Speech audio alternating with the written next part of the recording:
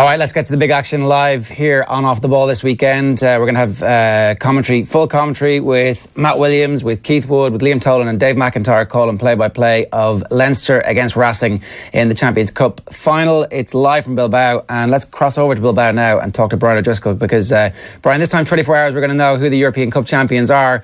There's a wild confidence coursing through the Leinster fan base at the moment. As ever, 24 hours out, people begin to get nervous. Are you getting a little bit nervous about the levels of confidence that you're seeing from Leinster and their fans in particular? Yeah, I think it's always the case. I think you're bullish early on in the week. You look back over the course of the group stages, how well Leinster performed, and then improved on those performances at quarter-final and semi-final level. So all those things point towards a team that are really in their pomp. But then, finals can do nervous things to people. They can make players freeze a little. So there's still a few players, even though they've been great this year, haven't had the opportunity to perform on the biggest stage in club rugby, in Northern Hemisphere club rugby. So, we still have to wait and see how those younger lads are going to react. You would anticipate that it'll be water off a duck's back to them, but you do have another Racing team that were losing finalists 2 years ago, and they've got huge motivation. So finals are very unique things, and I wouldn't quite say all bets are off or form goes out the window, but there's absolutely scope for a team mentally being in the right place and backing that up with an on-field performance, and that's where the bookies lose out. Is there stuff that sticks out to you from European Cup finals that was different to, say, the last match of a Grand Slam decider, for example? Is there a fundamental difference with playing in a cup final, even though those Grand Slam deciders feel like cup finals? You haven't actually been through a tournament to get to it. I'm wondering, is there a difference, or are they actually largely the same thing?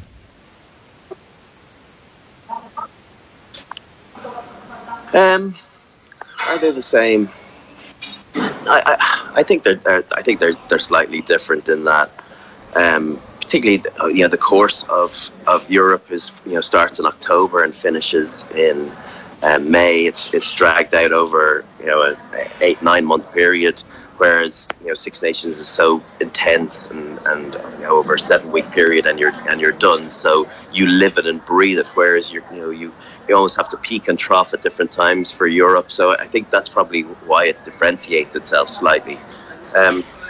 Playing in a neutral ground as well for a final has an impact, particularly coming down here to Bilbao, which isn't synonymous with rugby, but yet the stadium is magnificent. There's always a great sense at European final stage. It's not just the fans of both teams, but fans of the 20 teams, of maybe not the Italian side or some of the lesser teams, but fans of all teams back themselves and book hotels and flights for the final, thinking, our team will be there. So you do see a huge array of different jerseys in the stand. I'm sure we'll see some Munster jerseys. So there's a uniqueness to Champions Cup final rugby, and it's not unique for many of these Leinster players. Some of them going for their 4th title, but for the James Ryans and the Dan Levy's, Gary Ringrose, Ty Furlongs, all these guys who have won a Grand Slam, this is something new to them. So it's another opportunity for them to show how relaxed and how adaptable they are to it just being another game. When you think back to your first Champions Cup final, the game against Leicester, obviously it was a relatively familiar surround because it's in Edinburgh and you played there loads with Ireland, but having Leo Cullen and Shane Jennings, who had been through that before in the squad, what difference did that make? And I guess by corollary, what difference does it make that you do have a bunch of coterie of players who have actually been through this for Leinster before? I think guys that have won it on a number of occasions, that counts for a hell of a lot, and they'll be the calming influence throughout this week. And when you've got the captain in Isa Nasiwa, one of the main leaders in Johnny Sexton, Rob Kearney, senior player, Dev Toner, you've got a nice mix throughout the team in key decision-making positions. Guys like Sean Cronin that have won them, Cian Healy, all these guys, they have so much experience at this level. So those younger lads just have to go out and worry about their game. They don't have to feel the need to be leaders themselves. Go out and lead by their performance and let all the decisions and everything be dictated by those senior players that have done it and thrived on in this situation in the past. So I think you can make more of it than needs be. It ultimately is another game, and I don't see, depending on what the weather's going to be like tomorrow, I don't see Leinster changing their game plan in any shape or form. They know what's worked for them, so they'll simply go out and try and add on top of the performance they put in against Scarlets. I was on the flight over yesterday with them, and they were in good form, looked very, very relaxed.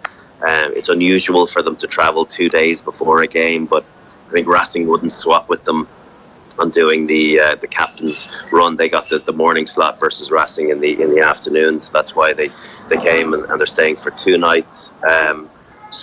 But they just looked as though they were ready for it. The disappointments of the semi-final last year against Claremont, I think they learned a hell of a lot.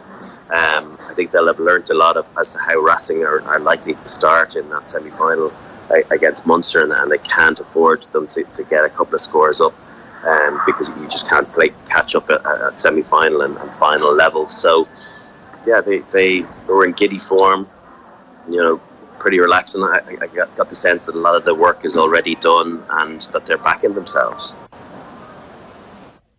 It's interesting you bring up the Claremont game last year, because we had Keith Earls in studio after the semi-final, and just off air he was saying how annoyed they were at the start they gave up to Racing, because Racing score all their points very early. That's just a pattern of how they play. They come out and they try and blow teams away.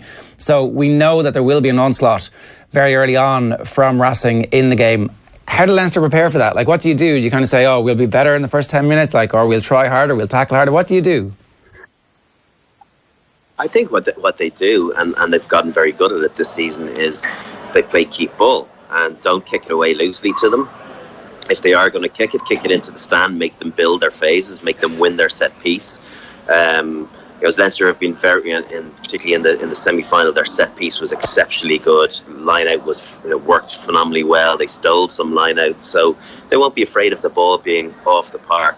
I think they're happy to play in their own 22 if Racing want to kick off to them to get the ball. Don't immediately think about getting it out of your territory and trying to build from further up the pitch. If they're happy with their skill set and if the conditions are right, play a little bit and suck those wingers up a little. Get Teddy Thomas or if it is going to be Mark Andrew to play higher, and then put those little kicks in as well and force them into covering the backfield. So it's a hell of a lot more difficult to play the game without the ball, and it's a lot more tiring. And I think you'll see Leinster trying to play as much keep ball as possible and frustrate Racing, because it's very difficult to get yourself into the game when you don't have the possession stats in your favour.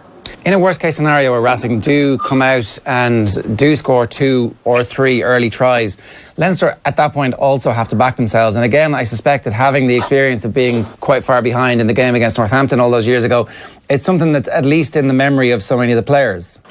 Yeah, I don't think it's going to happen. I think for the game, and as I said earlier on, the bookies don't often get it wrong. I think they have, Racing plus 10 points. I think that's probably about right. And I think what would make the game interesting would be if Racing did score early. But because of how they came out against Munster, I just don't see Leinster getting caught cold. They'll be fully aware in the knowledge that Racing score, I think, is it a third of their points in the first 20 minutes. So the best way to stop that is, as I said, is not give them any possession, not give them an opportunity, and just play their own game. You look at what at Scarlets in the semi-final, they didn't actually do a whole lot wrong. It's just they never owned the ball. They never had an opportunity to build momentum and force pressure on Leinster, simply because Leinster held it themselves. And then when Scarlets did have possession, they really squeezed them in defence, and I think that's been a real weapon of Leinster's armoury this year. The defence has been exceptional. Their ability to read in the centre, and for the likes of Isa Nasiwa, and depending on who's going to be on the other wing, I think it sounds like there's a strong chance that Jordan Larmour is going to be in there. So when you see that level of pressure coming from that three-quarter line, as well as what happens, squeezed in and around the ruck, it just makes very difficult for half-backs and for anyone to really gain momentum into the game. So I think that's what we should expect from the first 15 or 20 minutes, and I don't think you're going to see the likes of Teddy Tama and Vakatawa getting huge time on the ball. They're going to really try and squeeze their space and shut it down before they get ahead of steam. Let's talk a little bit about Jordan Larmour, because this is... Okay, so he's in the Ireland squad, but he's kind of protected a little bit in the Ireland squad and brought in and out of games and never actually given that much notice in advance that he's going to start. This is undoubtedly the biggest game that he is given forward warning that he's going to start, and you just wonder how a young player deals with that pressure and what is going through his mind for the 2 or 3 days beforehand, when it's kind of in his head. It gets confirmed to him, the captain's run happens, the team gets named, and suddenly it's like, oh, I'm starting a European Cup final. Yeah, there's no doubt it's a nerve-wracking moment. But he's found himself catapulted into a Six Nations squad that's gone on and won a Grand Slam. So, there's a pressure, a valve released with winning a trophy early on in the year, and getting the backing of a coach like Joe Schmidt. He obviously sees the huge talent in him, and to bring him in, even though his first cap didn't go brilliantly, he was still happy to bring him in. He covered centre in the England game. So he's getting an opportunity to build this wealth of experience and playing in some huge games, and that's invaluable for a guy of 20 or 21 years of age, who 15 months ago was nowhere to be seen, or was just coming out of school. So someone like him will be in, I'm sure, Isa Nasiwa's and Rob Kearney's. That he could well be in the back three with, will be having a quiet word and say, listen, you know what, Jordan, just play your game, play exactly the way you've been playing all this season. Attack when it's on, try and to be defensively very solid. Match what Gary Ringrose is going to do at 13. If he hits in, you hit in. If he plays soft, you play soft. All that communication and the pivot of the back three working in tandem will be hugely important. The communication pushed out from Johnny Sexton through Robbie Henshaw out to Gary Ringrose will have a massive knock-on effect as to how Jordan defends as well. So I think you look at the confidence of a guy like him and his ability to cause the opposition trouble as well. I think he'll know that Mark Andrew might have a few headaches in store too if he gets the ball in hand.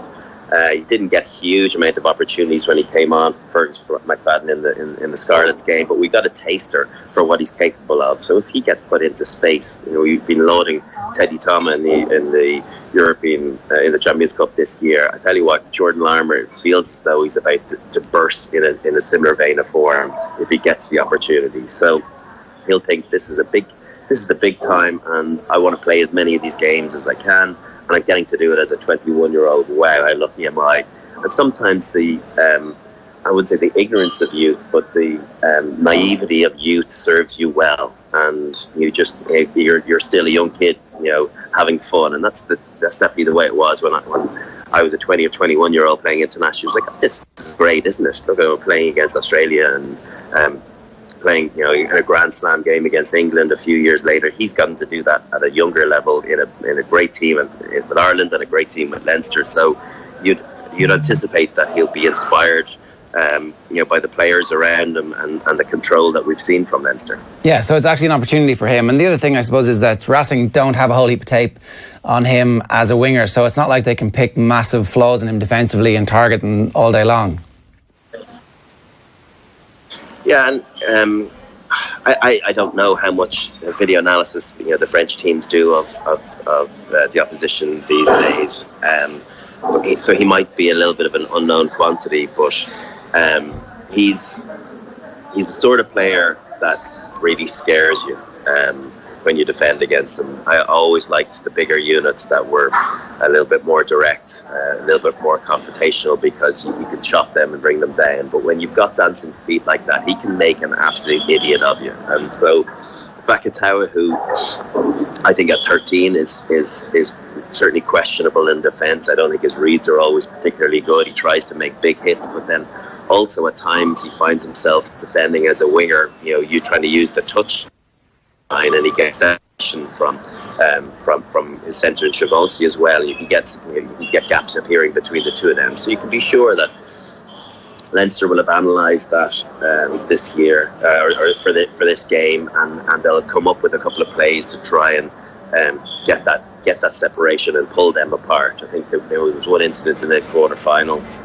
against Claremont where Claremont scored a try where Vakatawa was defending miles out, and Shavonsi got stuck on the inside. So those sort of moments will trigger the likes of Johnny Sexton to come up with a play that will absolutely do a similar role and make them make bad decisions. And then when you have someone like Johnny, a quarterback, being able to pull the pass at the very last second, that's the difference between pulling good defensive systems apart and getting gobbled up.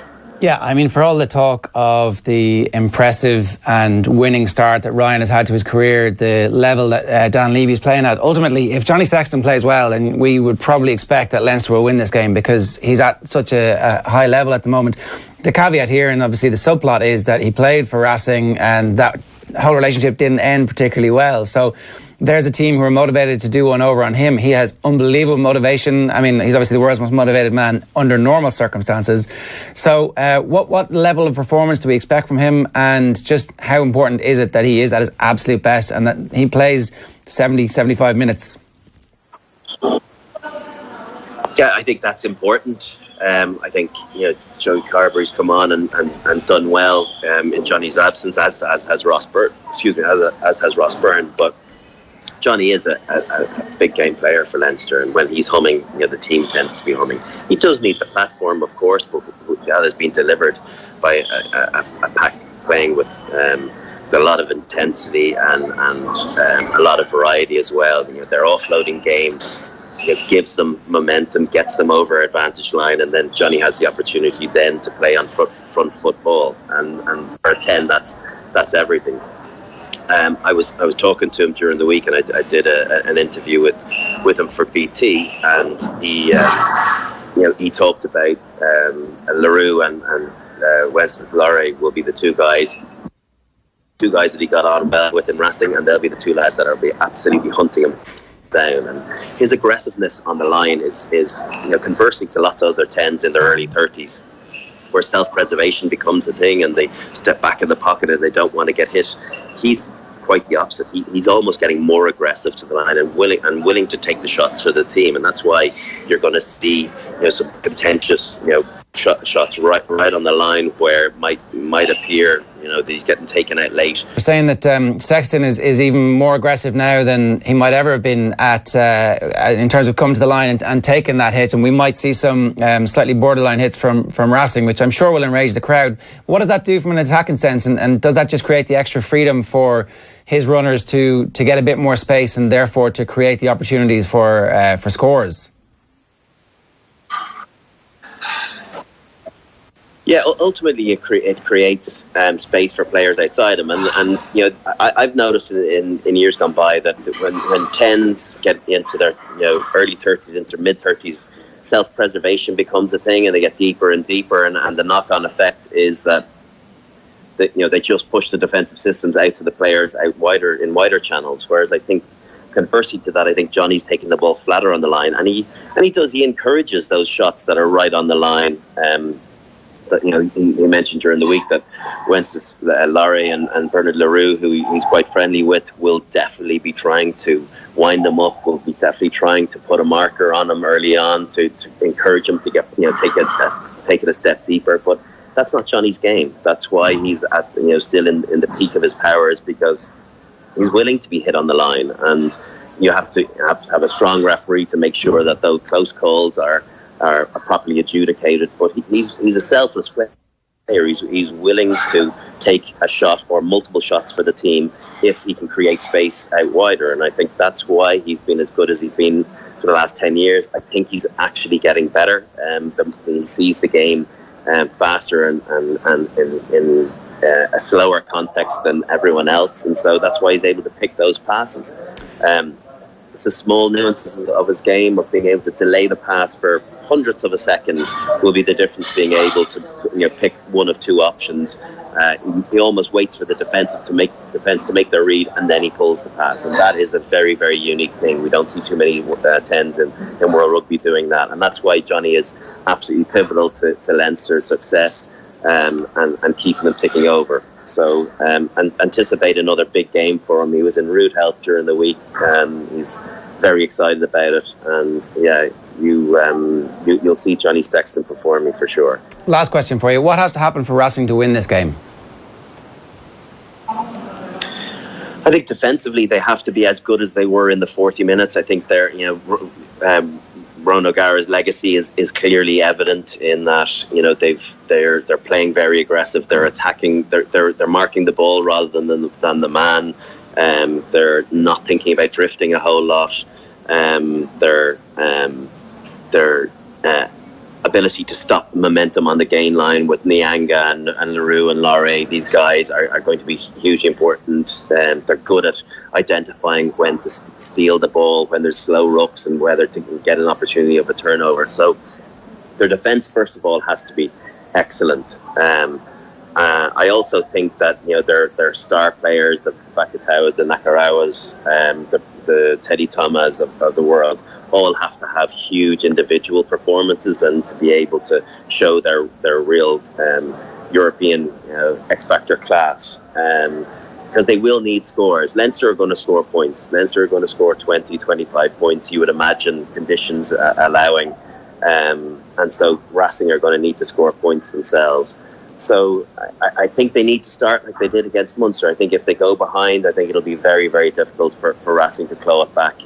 But when you've got guys, I don't know whether Dan Carter's going to start or come off the bench. But when you've got guys like that, trying to win the one trophy that that has failed him so far, that he's got one more big performance in him, and he can drag a team along in his own right on his own. So I think Racing need to have not the perfect game, but not far off it, and they need to starve Leinster of possession. They need to starve Leinster of clear-cut opportunities, which I think will be difficult to do. So it's hard not to get excited like the other Leinster supporters out there that the favourites tag is absolutely warranted of this Leinster team, but they still have to go and deliver on the big stage, and you'd anticipate that they'll probably go and do that. Brian, hoping anyway. Yeah, great stuff. Thanks a million. Enjoy the game. Cheers. All right, cheers.